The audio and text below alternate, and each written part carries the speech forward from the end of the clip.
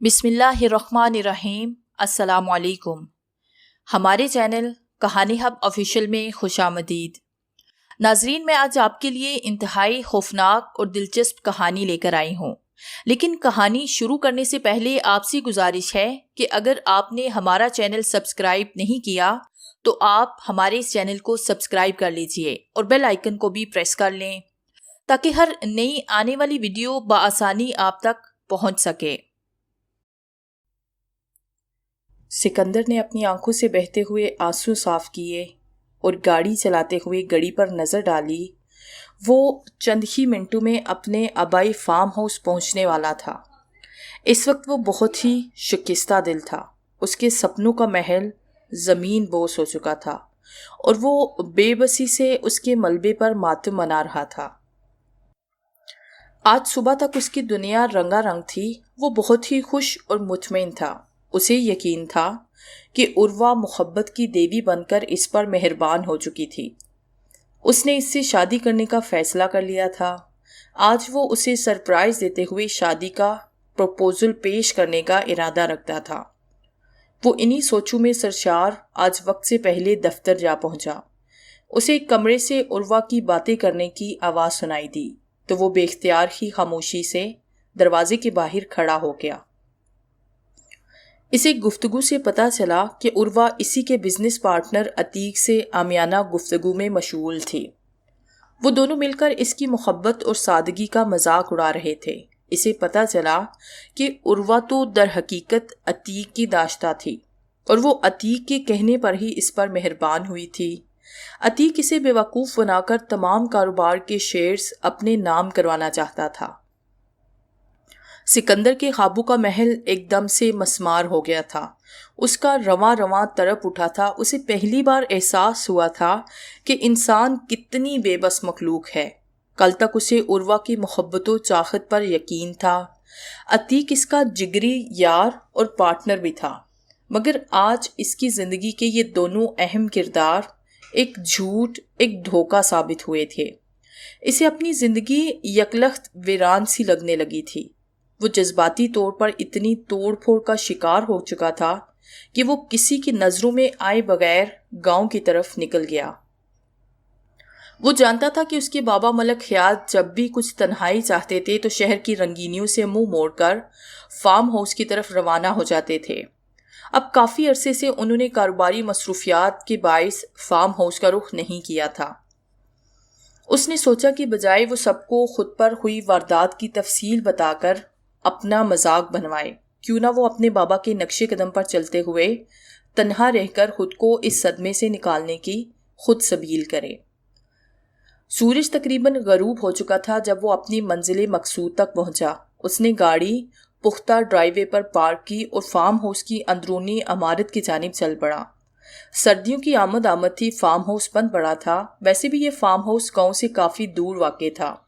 نوکر صرف انہی دنوں میں فارم ہاؤس پر آتے تھے جب یہ لوگ چھٹیاں گزارنے آتے تھے۔ سکندر کو یاد آیا کہ آخری مرتبہ وہ 10ویں جماعت کے امتحانات کے بعد چھٹیاں گزارنے یہاں آیا تھا۔ وہ صدر دروازے کے قریب پہنچ کر ٹھٹک کر رک گیا۔ ایک نو عمر حسین دوشیزہ صدر دروازے کی سیڑھیوں پر بیٹھی رو رہی تھی۔ اس کا حسن جہاں سوس اس کے بوسیدہ کپڑوں سے بھی چھلکا جا رہا تھا۔ لڑکی کے کپڑے جگہ جگہ سے پھٹے ہوئے تھے۔ اس کی گردن پر اور چہرے پر بھی کاٹنے کے اور تشدد کے نشانات صاف نظر آ رہے تھے۔ سکندر کو احساس ہوا کہ لڑکی کسی مصیبت میں گرفتار تھی۔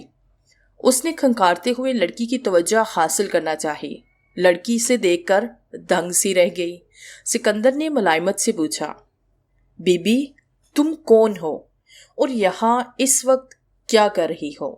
لڑکی اس کی آواز سن کر اچھل پڑی۔ وہ حیرت سے گویا ہوئی۔ کیا تم مجھے دیکھ سکتے ہو؟ تم میرے رونے کی آواز بھی سن سکتے ہو؟ سکندر کو اس کی باتیں بڑی عجیب سی محسوس ہوئی۔ اسے لگا کہ لڑکی شاید مالی بابا کی باولی بیٹی تھی، جس کا ذکر اس کے بابا بھی اکثر کرتے رہتے تھے۔ اس نے لڑکی کو جواب دینے کے لیے منہ کھولا ہی تھا کہ لڑکی چیختی چلاتی باغ کی طرف بھاگ کھڑی ہوئی۔ وہ بار بار یہی چلا رہی تھی، وہ آ گیا ہے ہمارا مسیحا، ہمارا مسیحا، آ گیا ہے۔ سکندر نے سر جھٹکا اور سوچا، پاگل اولاد بھی کس قدر بڑی آزمائش ہے، بیچارے مالی بابا پتہ نہیں کیسے اسے اکیلے سنبھالتے ہوں گے۔ اس نے تعصب سے سر ہلایا، جھک کر سیڑھیوں پر پڑے بڑے گملے کے نیچے سے گھر کی چابی نکالی اور دروازہ کھول کر اندر داخل ہو گیا۔ اس نے کمروں کی بتیاں جلائی اور صوفے پر گھسا گیا۔ وہ ذہنی اور جسمانی طور پر بری طرح سے تھک چکا تھا۔ صوفے پر پڑے پڑے ہی جلدی اس کی آنکھ لگ گئی۔ رات کا نہ جانے کون سا پہر تھا جب اس کی آنکھ کسی غیر معمولی کارن سے کھل گئی۔ نشست گاہ میں بتیاں بجھی ہوئی تھی، کمرے میں غیر معمولی ٹھنڈک کا احساس تھا۔ خاموشی بڑی ہی مخیب تھی، ایسے لگتا تھا جیسے خاموشی نوحہ کرنے میں مصروف تھی۔ وہ اٹھ کر بیٹھ گیا۔ جب اس کی آنکھیں اندھیرے سے آشنا ہوئی تو اس نے دیکھا ایک انسانی جسم قالین پر بے حس و حرکت پڑا ہوا تھا۔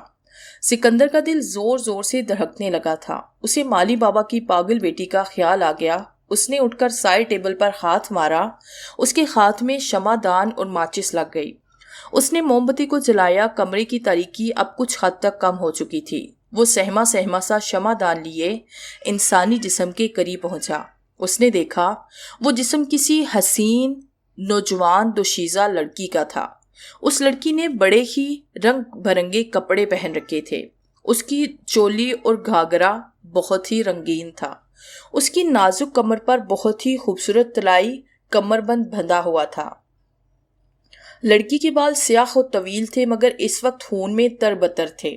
اس کے سر پر بھی ایک رنگین رومال بندھا ہوا تھا۔ سکندر نے ڈرتے ڈرتے اس کے جسم کو ہلایا۔ لڑکی کا چہرہ اب مکمل طور پر سکندر کے سامنے آ گیا۔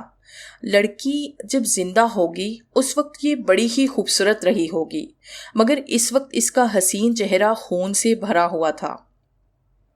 اس کی خوبصورت سبز آنکھیں زندگی سے محروم پتھرائی ہوئی تھی۔ وہ حسین لڑکی جو کسی وقت میں جیتی جاگتی ایک قیامت ہوگی، اس وقت وہ محض ایک بے جان سردلاش تھی۔ ایسے محسوس ہوتا تھا جیسے کسی نے اس کا چہرہ کسی چیز سے مار مار کر کچل کر رکھ دیا تھا۔ لڑکی کی حالت بتاتی تھی کہ اسے مارنے والا کوئی سفاک قاتل تھا۔ یہ لڑکی مالی بابا کی باولی بیٹی ہرگز بھی نہیں تھی۔ سکندر کے ماتھے پر پسینہ آ گیا۔ اچانک مردہ لڑکی میں حرکت ہوئی۔ اس نے سکندر کا ہاتھ کس کر پکڑا اور کراہتے ہوئے بولی، بابو میں مرنا نہیں چاہتی تھی، مگر دیکھو میرے ساتھ کیا ظلم ہو گیا ہے۔ اس کا خلق خوف سے خشک ہو گیا۔ اس کے ہونٹوں سے ایک دبی دبی سی چیخ نکل گئی اور اس کے کپ کپاتے ہاتھوں سے شمع دان نیچے گر گیا۔ سکندر بہت شدید ڈر گیا تھا۔ پہلا خیال اسے یہی آیا کہ وہ کسی گناونی سازش کا شکار ہو چکا تھا۔ عتیق اور عروہ نے مل کر اسے کسی بے گناہ کے قتل کے الزام میں پھنسا دیا تھا۔ پھر اسے لگا کہ یہ کوئی پبلسٹی اسسٹنٹ تھا۔ وہ کسی لائیو شو کا حصہ بن چکا تھا جسے کسی چینل پر ٹیلی کاسٹ کیا جا رہا تھا۔ وہ یہ نہیں سمجھ پا رہا تھا کہ عروہ اور عتیق یا ٹی وی کی ٹیم کو اس بات کا علم کیسے ہوا تھا کہ یہ فارم ہاؤس میں آ گیا تھا۔ اس کی آنکھوں کے آگے پھانسی کا پھندا ناچ رہا تھا۔ وہ جانتا تھا کہ اگر یہ واقعی قتل کی واردات تھی تو پولیس اس کی بے گناہی تسلیم کرنے والی ہرگز نہیں تھی۔ وہ ہامتے ہوئے سوچنے لگا کہ اب اس مشکل سے وہ کیسے باہر نکلے گا۔ اس نے خود کو ڈھارس دی اور اس نے ہامتے کامتے شمع دان ڈھونڈ کر دوبارہ روشن کیا۔ شمع دان کی روشنی میں ایک عجیب منظر اس کے سامنے تھا۔ اس نے بے یقینی سے اپنے آنکھیں ملی۔ نشست گاہ کا قالین صاف ستھرا اس کے سامنے موجود تھا۔ لڑکی کے جسم کا دور دور تک نام و نشان نہیں تھا۔ اس نے بھاگ کر سارے کمرے چیک کیے مگر اسے کہیں بھی کوئی غیر معمولی بات نظر نہ آئی۔ صدر دروازہ بھی لاک تھا۔ وہ تھک ہار کر اپنے بیڈ روم کو لاک کر کے لیٹ گیا مگر اسے خوف و بے چینی کے مارے رات بھر نیند نہیں آئی تھی۔ صبح ہوتے ہی سکندر گاؤں چلا گیا۔ اس نے ضرورت کی چیزیں مقامی کریانے کی دکان سے خریدی اور پھر اس نے فارم ہاؤس کے نوکروں کو کام پر آنے کے لیے کہا۔ اس نے دیکھا تمام نوکر انکار کر رہے تھے۔ 2-3 نے تو صاف کہہ دیا کہ وہ نہیں آئے گا۔ اس کے پوچھنے پر انہوں نے بتایا کہ فارم ہاؤس آسیب زدہ تھا، یہاں کوئی جن زادی رہتی ہے، یہاں فارم ہاؤس میں یا پھر روحوں کا بسیرا ہے۔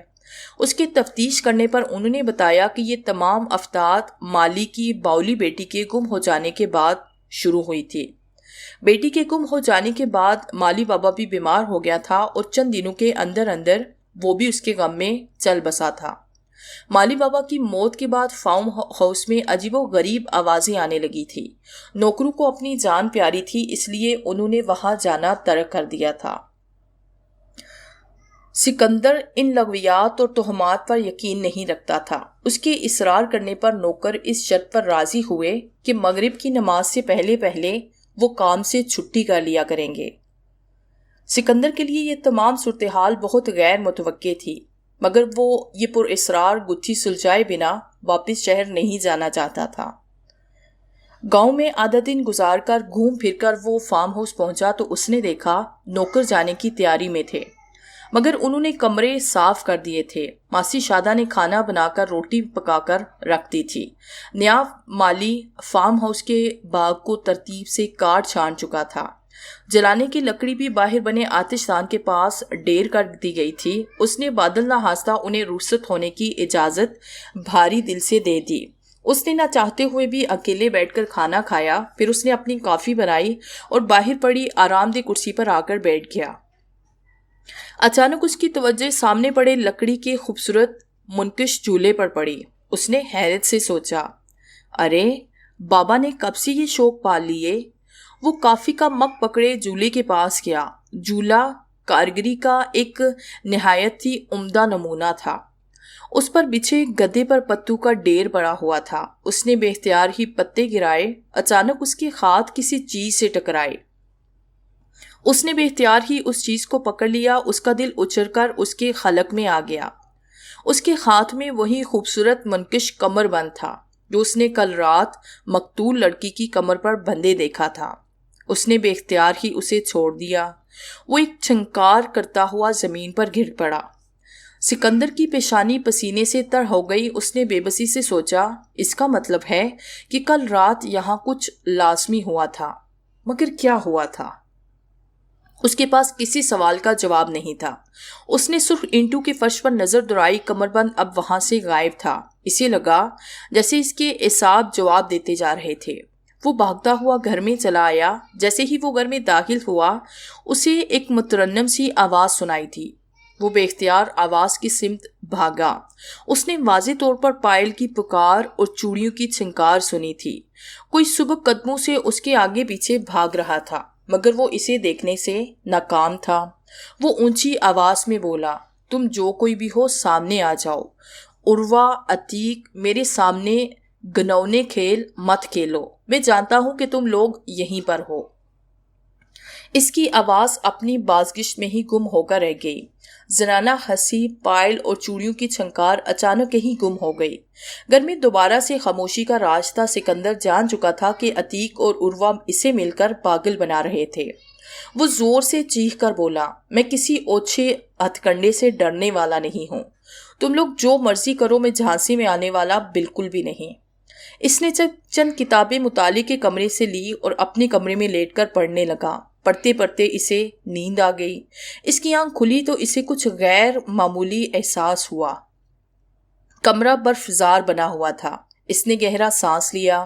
وہ اپنے منہ سے نکلتی بھاپ دیکھ کر ششدر رہ گیا۔ اس نے سوچا، یہ اوائل سرما میں اتنی سردی کب سے ہونے لگی؟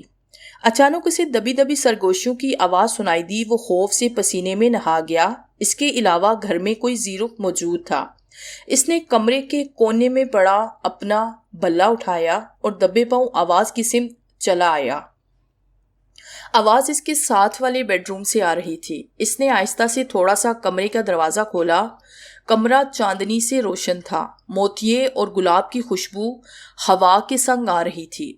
کمرے کے وسط میں بچھے پلنگ پر ایک وجود چت لیٹا ہوا تھا۔ اندھیرے کے باعث اس کے چہرے کے نقوش واضح نہیں ہو رہے تھے، جبکہ ڈھیلے ڈالے رنگین کپڑوں میں ایک بنجارن اس کے انتہائی قریب کھڑی تھی۔ عورت کی کلائی مرد نے تھام رکھی تھی۔ عورت کسمساتے ہوئے اپنی کلائی مرد سے چھڑوانا چاہ رہی تھی۔ اس کے انداز میں گریز صاف نظر آ رہا تھا، جبکہ مرد اپنی طاقت کا مظاہرہ کرتے ہوئے اسے اپنی جانب کھینچنے میں مصروف تھا۔ عورت مرد کی پیش قدمی کو روکتے ہوئے خام رہی تھی۔ مرد کی جوالا مکھی سانسوں کی آواز کمرے میں گونج رہی تھی۔ عورت دبی دبی آواز میں بولی، بابو، میں بنجارن ضرور ہوں مگر ویواہ سے پہلے ایسے سمندھ کو پاپ سمجھتی ہوں۔ تم میرے بابا سے مجھے مانگ لو، تمہارے پاس اتنا روپیہ ہے، میرے بابا اور قبیلے کو کچھ پیسہ اور زمین دان کر دو، وہ بھی یہیں ٹک جائیں گے۔ مرد کے اوپر خواہش کا بھوت سوار تھا، وہ لگتا تھا جیسے بہرا تھا۔ وہ عورت کی مزاحمت سے بے پرواہ اپنی ہی دنیا میں مشغول تھا۔ وہ عورت کی مزاحمت اور مسلسل انکار پر بیٹھی بیٹھی دھیمی آواز میں بولا، پگلی، پریم کیا تو ڈرنا کیسا؟ جب دل مل چکے ہیں تو جسم بھی ملنے دو۔ اس نے ایسی عورت کو کہا اور بولا کہ اس میں ایسا کیا پاپ ہے؟ عورت کھول کر بولی، بابو، یہ بہت بڑا پاپ ہے، ہم غریب ضرور ہیں مگر پیشہ ور نہیں۔ میں اپنے دل کے خاطر مجبور تمہارے بلانے پر بھاگی چلی آئی، بھگوان کے واسطے مجھے چھوڑ دو۔ سکندر کو نہ جانے کیوں مرد کی آواز بہت آشنا سی محسوس ہوئی۔ وہ ابھی تحیر کی بھول بھلیوں میں گم تھا کہ اچانک اسے احساس ہوا کہ وہ کسی کی تنہائی کے لمحات کو دیکھ رہا تھا۔ اسے حیا سی محسوس ہوئی۔ اس نے جھٹ سے دروازہ بند کر دیا۔ اس نے اپنے پھولتے ہوئے سانس کو ہموار کیا اور دروازے پر دستک دے کر اونچی آواز میں کہا، تم جو کوئی بھی ہو خوشحال ہو جاؤ، میں اس گھر کا مالک ہوں اور اندر آ رہا ہوں۔ یہ کہتے ہوئے اس نے جب دروازہ کھولا، اندر کا منظر اس کی امیدوں کے خلاف تھا۔ کمرے میں کوئی بھی نہیں تھا، بستر کی چادر بے شکن تھی، کمرے میں چاندنی بھی اب منقود تھی۔ سکندر کا سر چکرانے لگا، وہ اپنے کمرے میں چلا آیا۔ باقی رات اسے کبھی خوشبو کے جھونکے آتے ہوئے محسوس ہوتے رہے، کبھی پائل کی چھنک سنائی دیتی، کبھی چوڑیوں کی چھنکار اس کے کانوں کے قریب سنائی دیتی۔ وہ صبح اٹھا تو اس کا سر چکرا رہا تھا۔ اس نے صبح اماں شادہ کو باورچی خانے میں ناشتہ بناتے دیکھا تو ان کے قریب جا کر بولا، اماں، یہاں پاس ہی کہیں بنجاروں نے پراؤ ڈالا ہوا ہے کیا؟ اس نے دیکھا اماں شادہ کا ہاتھ کان سا گیا۔ وہ بے اتنائی سے بولی، مجھے نہیں پتا، یہ بتاؤ آج تم ناشتے میں کیا کھاؤ گے؟ سکندر نے سر پر ہاتھ رکھا اور کچن ٹیبل کے ساتھ کرسی کھینچ کر بیٹھ گیا۔ اس نے دبی دبی آواز میں کہا، اماں، یقین کیجئے، میں جب یہاں آیا ہوں کچھ عجیب ہو رہا ہے۔ کل مجھے یہاں ایک بنجارن اور ایک مرد نظر آئے تھے، شاید وہ گھر خالی سمجھ کر اندر آ گئے تھے۔ آپ لوگ کہتے ہیں کہ مالی بابا کی بیٹی پاگل گم ہو گئی تھی، مگر جس آواز میں آیا تھا اس روز وہ صدر دروازے کی سیڑھیوں پر بیٹھی رو رہی تھی۔ سکندر نے دیکھا کہ اماں شادہ کا رنگ زرد پڑ گیا تھا۔ ایسے محسوس ہو رہا تھا جیسے اسے سکندر کی بات سے شدید دھچکا لگا تھا۔ اماں شادہ نے مزید تیزی سے اپنے ہاتھ چلاتے ہوئے اپنی توجہ کام کی طرف مبذول کر لی تھی۔ سکندر کو احساس ہو گیا تھا کہ اماں اس کے کسی سوال کا جواب نہیں دینے والی تھی۔ وہ خاموشی سے باہر چلا آیا۔ اس نے فیصلہ کر لیا کہ وہ اس معمے کو خود حل کر کے ہی دم لے گا۔ رات آئی تو سکندر تیار تھا۔ اس نے آج رات رت جگہ کا پروگرام بنایا تھا۔ اس نے کافی کا تھرماس بھر کر اپنے پاس رکھ لیا۔ اس کے پاس بھرا ہوا ریوالور بھی موجود تھا۔ اس نے آج ان نوسر بازوں کو سبق سکھانے کا پکا فیصلہ کر دیا تھا، جو اس کے فارم ہاؤس کو آسیب زدہ قرار دے کر اپنا مطلب پورا کر رہے تھے۔ رات آہستہ آہستہ بیگی جا رہی تھی۔ رات کے 12 بج چکے تھے۔ ابھی تک کوئی غیر معمولی حرکت اس نے محسوس نہیں کی۔ نہ چاہتے ہوئے بھی اس کی آنکھوں میں نیند بھرنے لگی۔ اس کی پلکیں نیند سے بوجھل ہو رہی تھی اور وہ جلد ہی دنیا و مافیا سے بے خبر ہو گیا۔ اس کی آنکھ کھلی تو کمرہ حسب معمول برف کی طرح سرد تھا۔ ساتھ والے کمرے سے سرگوشیوں کی آوازیں آ رہی تھی۔ وہ دبے پاؤں اٹھا۔ اس نے آہستہ سے دروازہ کھولا اور دیکھا تو 2 لوگ ایک دوسرے میں گم تھے۔ مرد کا چہرہ اندھیرے میں گم تھا مگر عورت ایک نوجوان خوبصورت لڑکی تھی۔ عجب بات یہ تھی کہ یہ لڑکی اس کے لیے انجان تھی۔ وہ نہ تو بنجارن تھی اور نہ ہی مالی بابا کی پاگل بیٹی تھی۔ اس نے کمرے کا دروازہ بند کیا اور پھر دستک دے کر بآواز بلند اعلان کیا کہ وہ کمرے میں داخل ہو رہا تھا۔ مگر جب وہ کمرے میں داخل ہوا تو حیران و پریشان رہ گیا۔ حسب معمول کمرہ خالی تھا۔ اچانک اسے باہر نشست گاہ سے کسی کے زور زور سے بولنے کی آواز سنائی دی۔ وہ بے اختیار ہی اس کی طرف چل پڑا۔ اس نے دیکھا رنگین کپڑوں میں ملبوس بنجارن اس کے سامنے نشست گاہ کے وسط میں کھڑی تھی۔ لڑکی کے سامان کا تھیلا سامنے صوفے پر پڑا تھا. اسے جھانکتی رنگ برنگی پنکھیاں اور مٹی کے برتن بتا رہے تھے کہ وہ لڑکی یہ چیزیں فروخت کرتی تھی. وہ لڑکی اس وقت ایک مرد کے سامنے گڑ گڑا رہی تھی. سکندر نے دیکھا مرد کا چہرہ دیوار کی طرف تھا. سکندر نے کان لگا کر سنا. لڑکی گڑ گڑاتے ہوئے کہہ رہی تھی، بابو میری محبت کو میرے لیے گالی مت بناؤ. میں تمہارے بچے کی ماں بننے والی ہوں. بھگوان کے لیے مجھے اپنا لو. اس معصوم کو اپنا نام دے دو. تم نے مجھے وچن دیا تھا کہ تم مجھ سے وواہ کر لو گے. مرد ایک مجسمے کی طرح ساکت و جامد کھڑا تھا. لڑکی نے بھاگ کر اس کے پیر پکڑ لیے. مرد نے نوٹو کی ایک گڈی نکال کر لڑکی کے منہ پر پھینکی اور سرد مہری سے بولا، مجھے کیا پتا کل موہی تو کس کا گناہ میرے سر تھوپ رہی ہے. تیری جیسی عورتوں کا کیا بھروسہ، پتہ نہیں کس کس کا دل بہلاتی ہیں. لڑکی تڑپ اٹھی. اس نے مرد کا گریبان تھام لیا اور پاگل پن انداز میں چیخی، ہر جائی کہاں گئے تیرے پوترم پریم وعدے؟ وہ قسمیں تجھے مجھ سے وواہ کرنا ہی پڑے گا. میں تیرا اصل چہرہ ورنہ گاؤں بھر کو دکھا دوں گی. میرا قبلہ تجھے کبھی بھی نہیں چھوڑے گا. مرد نے اچانک آتش دان کے قریب پڑی آگ کریدنے والی سلاخ اٹھائی اور لڑکی پر ٹوٹ پڑا. لڑکی اپنے چہرے اور سر کو بچاتی قالین کے بیچ تک پہنچ گئی. وہ مرد لڑکی کے سر اور چہرے پر اندھادھن ضربیں لگاتے ہوئے کہہ رہا تھا، ذلیل بنجارن، مجھے بدنام کرے گی، میری شرافت کے لبادے کو تار تار کرے گی. دیکھ میں تجھے کیسے جہنم رسید کرتا ہوں. میرا نام ملک حیات ہے. تیری جیسی 2 ٹکے کی عورتوں کو میں اپنا نام سونپنے لگتا تو اتنے برسوں میں کتنی قطار لگ جاتی. میں تیری جیسی زبان دراز عورتوں کو استعمال کے بعد اسی فارم ہاؤس میں زندہ گاڑ دیتا ہوں. تجھے تو پھر مار کر گاڑوں گا. سکندر کو اپنے کانوں پر یقین نہیں آ رہا تھا. اس نے سوچا، ملک حیات تو میرے بابا کا نام ہے. یہ کیا ہو رہا ہے؟ کوئی ہمیں بدنام کرنا چاہ رہا ہے. یہ کسی ایڈوانس پروجیکٹر کا کمال لگتا ہے کہ مجھے یوں فلم کے مناظر دکھائی جا رہے ہیں. وہ ابھی اٹھی سوچوں کے مجوس میں ڈوب ابھر رہا تھا کہ مرد نے اپنا رخ بدلا. سکندر نے دیکھا اس کا باپ اس کے بالکل سامنے کھڑا تھا. اس کا باپ اس کا مان اور آئیڈیل تھا، مگر آج وہ سنسا کھڑا اس کا اصل چہرہ دیکھ رہا تھا. ابھی اس نے اپنے باپ کا جو بہمانہ اور صفاقانہ روپ دیکھا تھا وہ اسے دیکھ کر دنگ رہ گیا تھا. لڑکی کا بے جان لاشا قالین پر پڑا تھا. اس کی خوبصورت بے جان سبز آنکھوں میں ایک تحیر تھا. سکندر کو اپنی آنکھوں پر یقین نہیں آ رہا تھا، کیونکہ اس کے والد کو معاشرے بھر میں لوگ دیوتا کی طرح پوجتے تھے. لوگ ان کی پارسائی کی قسمیں کھاتے تھے.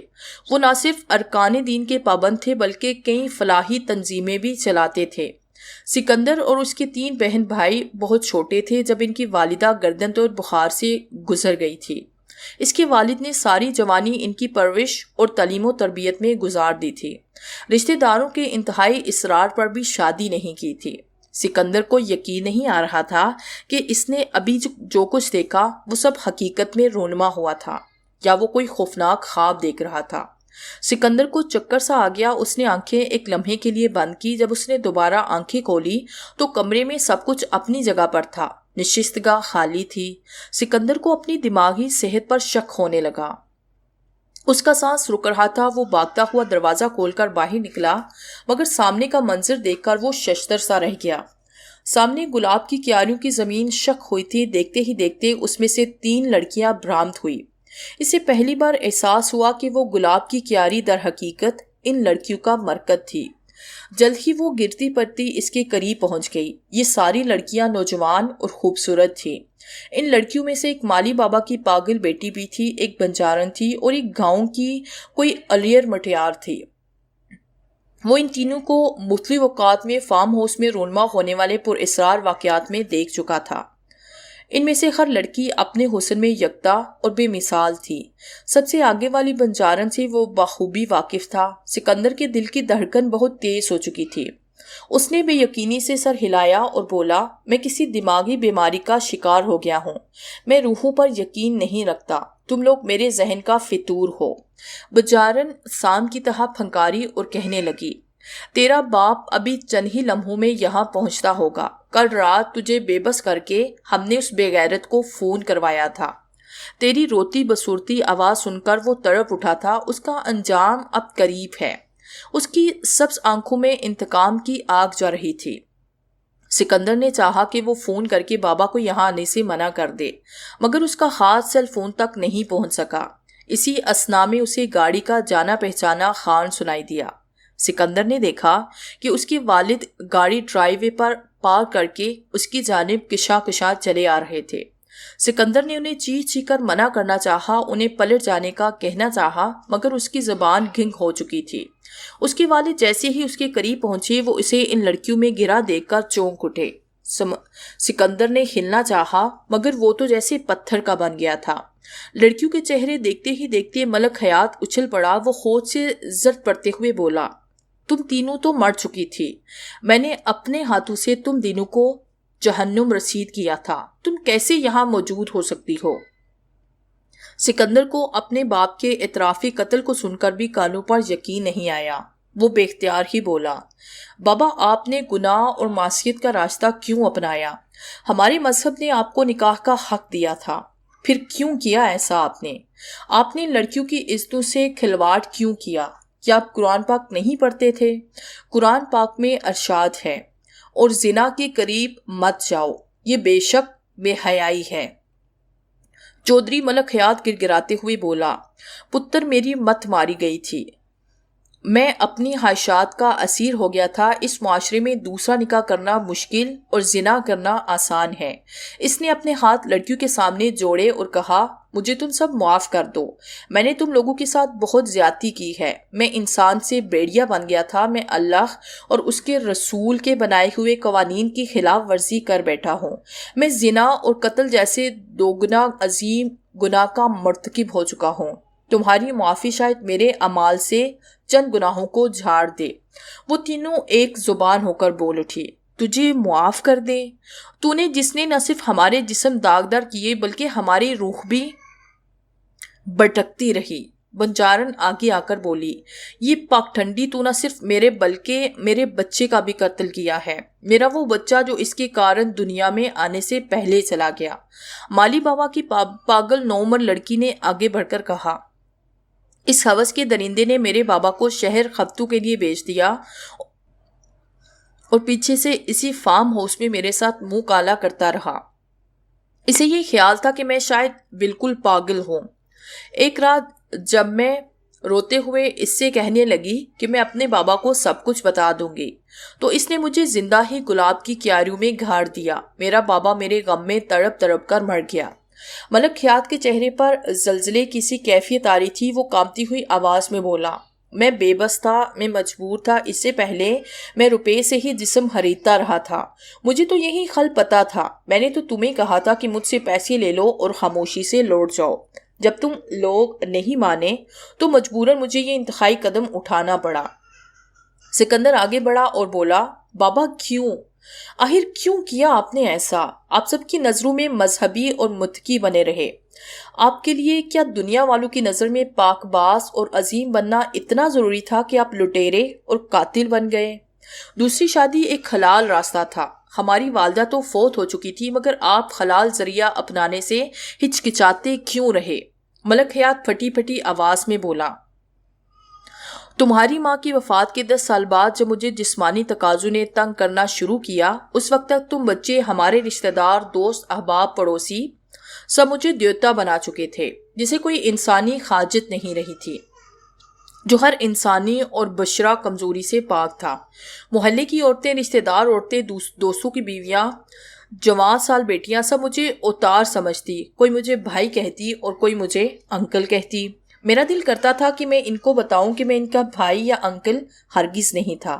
میں ایک کمزور انسان تھا. میں تو اپنے آپ سے ڈرنے لگا تھا. میرا دل کرتا تھا کہ کسی بھی راہ چلتی عورت کے گلے کا خار بن جاؤں. میرے بشرا تقاضے مجھے پاگل کرنے لگے تھے. میں چاہتے ہوئے بھی اپنی دوسری شادی کی خواہش کسی سے بیان نہ کر پایا. پھر ایک دن میں یہاں چھٹیاں گزارنے اکیلا آیا. شاید شیطان میری طاق میں تھا یا میں خود شیطان بن گیا تھا. یہاں مجھے پروین مل گئی. میری چند جھوٹے وعدوں پر یقین کر کے اس نے اپنا آپ مجھے سونپ دیا. پھر میرے ڈرانے پر وہ چند ہزار لے کر بھاگ بھی گئی. اس کے بعد یہ سلسلہ چل پڑا. مجھے بھی اندازہ ہو گیا کہ میں اپنی طلب اس ناجائز ذریعے سے بھی مٹا سکتا تھا۔ مجھے معصیت اور گناہ کی زندگی میں لطف آنے لگا تھا۔ میں نت نئی عورتوں کے ساتھ وقت گزارتا اور شادمان رہتا۔ میرے بچوں اور دنیا کے سامنے میری شخصیت کی پاک بازی بھی قائم تھی۔ بس مجھے پھر پتہ ہی نہ چلا کہ کب اور کیسے میں زانی سے قاتل بھی بن گیا۔ یہ کہتے ہوئے وہ سینہ دباتے ہوئے روتے ہوئے زمین پر گر پڑے۔ سکندر نے بھاگ کر ان کا سر اپنی گود میں رکھا۔ اسے اندازہ ہو چکا تھا کہ اس کے والد کا آخری وقت آن چکا ہے۔ اس نے بے بسی سے کہا، بابا، مظلوم کی آنکھ عرش کو ہلا دیتی ہے۔ کاش آپ نے دین کا راستہ چھوڑ کر معصیت کے راستے کو نہ اپنایا ہوتا۔ اب کیا ہوگا؟ بابا، کیا آپ کو بخشش مل جائے گی؟ اس کی بات سن کر ملک حیات کے جسم پر تشنجی کیفیت طاری ہو گئی۔ وہ تکلیف سے لوٹ پوٹ ہوتے ہوئے اوندے منہ ہو گئے۔ سکندر نے انہیں مشکل سے سیدھا کیا اور وہ دیکھ کر دنگ رہ گیا۔ چوہدری ملک حیات کا دم نکل چکا تھا۔ ان کی بے نور آنکھیں اسے تک رہی تھی۔ اس نے سر اٹھایا تو تینوں لڑکیوں کی روحیں اس کے سامنے سے غائب ہو چکی تھی۔ اسے معلوم تھا کہ ان کا انتقام پورا ہو چکا تھا۔ لٹیرے کو اس کے گناہوں کی سزا مل چکی تھی۔ برائی اور شر کی بھیانک رات بیت چکی تھی۔ دور گاؤں کی مسجد میں مؤذن نماز فجر کی اذان دے رہا تھا۔